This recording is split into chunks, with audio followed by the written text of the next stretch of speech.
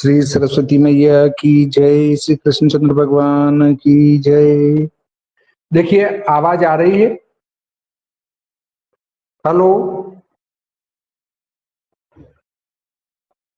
Hello hello जी गुरुदेव। Complete.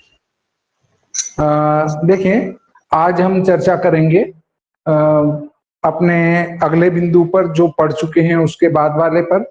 इसमें हम सीखने वाले हैं स्टैंडर्ड अंतर वगैरह।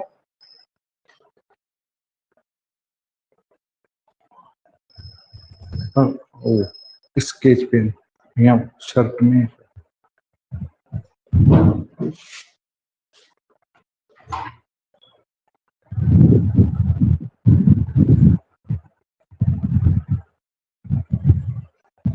यहाँ है। तो देखिए आज हम जो पढ़ने वाले हैं उसमें पढ़ेंगे घटीपल से घंटा मिनट से घटीपल, उनको कैसे बदलेंगे, इन सब चीजों को हम पढ़ेंगे।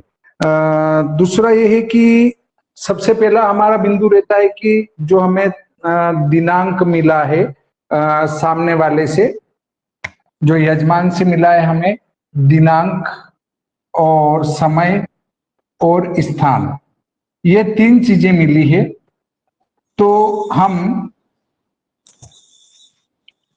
उस स्थान के अक्षांश और रेखांश चाहेंगे, क्योंकि बिना अक्षांश रेखांश के जन्म पत्रिका बनाना संभव नहीं होगा। तो अक्षांश और दूसरा होता है, हम जब स्कूल में पढ़ते हैं तो वहां कहते हैं देशांतर, परंतु हम देशांतर का प्रयोग करेंगे दो स्थानों के अंतर मिनट को, वहां देशांतर कहेंगे। इससे हम इसको यहां नाम दिया हमने रेखांश। हम यहाँ देशांतर को रेखांश के रूप में पढ़ेंगे। और दूसरा बिंदु आता है कि हमारा नगर जहां हम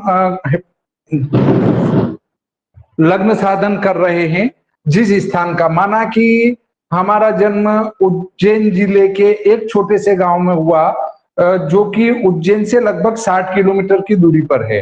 अब उज्जैन से वो 60 किलोमीटर की दूरी पर है तो वहां के अक्षांश रेखांश बदल जाएंगे, और जब अक्षांश रेखांश बदल जाएंगे तो हमें वहां के उस नगर के अगर अक्षांश रेखांश लेके निकालेंगे तो ज्यादा शुद्ध आएगा। अब इनको ज्यादा शुद्ध कैसे निकालें?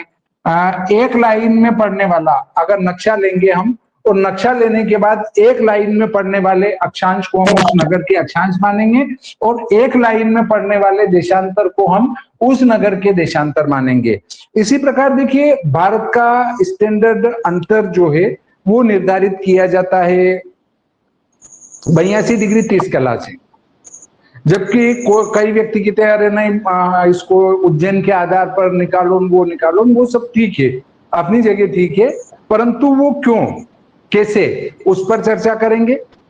दूसरा बिंदु हमारा आता है कि हम इसमें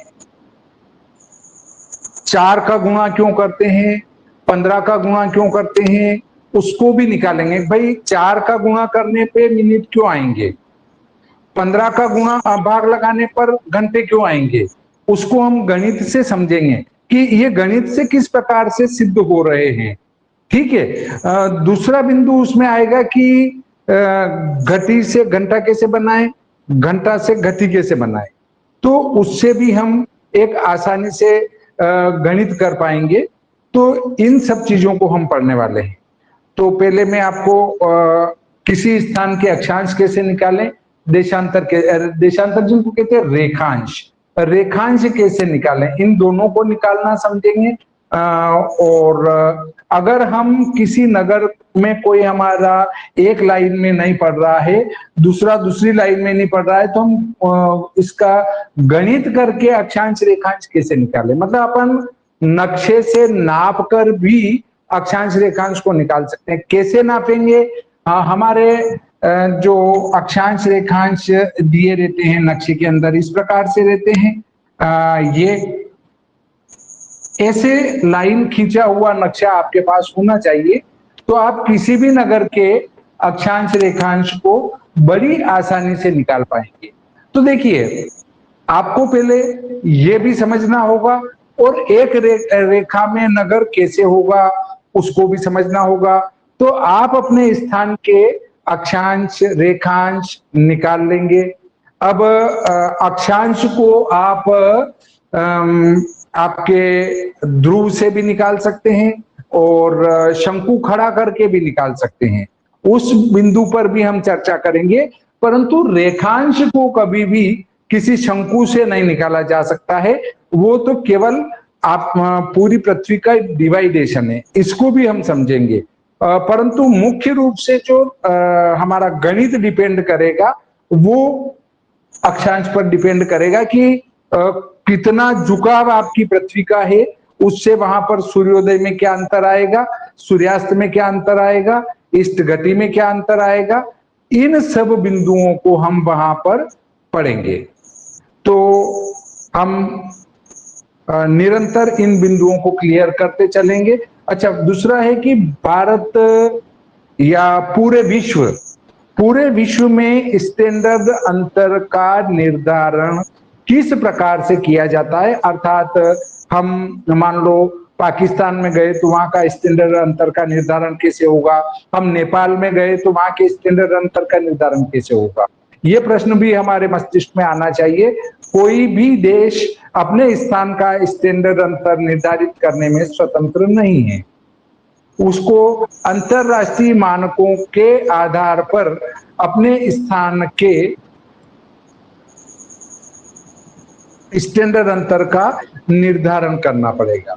वो भी उस अनुपात में करना पड़ेगा जिस अनुपात में आपका देश बसा हुआ है। अगर आपका देश भारत जैसा विशाल है या बड़ा देश है तो उसमें पैमाना अलग होगा। अगर आपका देश नेपाल जैसा छोटा है तो उसमें पैमाना अलग होगा। अलग अलग पैमाने के आधार पर अलग अलग प्रकार से स्टैंडर्ड अंतर का निर्धारण होगा। हम रेखांश को जो ग्रीनविच से गिनते हैं, क्या उसको अलग स्थान से भी गिन सकते हैं, इस पर भी हम चर्चा करेंगे। ये बहुत ही महत्वपूर्ण बिंदु है हमारे कि हम स्टैंडर्ड अंतर का निर्धारण किस प्रकार से करें, घटी से घंटे कैसे बनाए, घंटे से घटी कैसे बनाए, 15 का भाग क्यों लगाएं, 4 का गुणा क्यों करें, इस पर चर्चा करने वाले हैं। तो देखिए, अब हम हमारे मूल बिंदु पर आते हैं।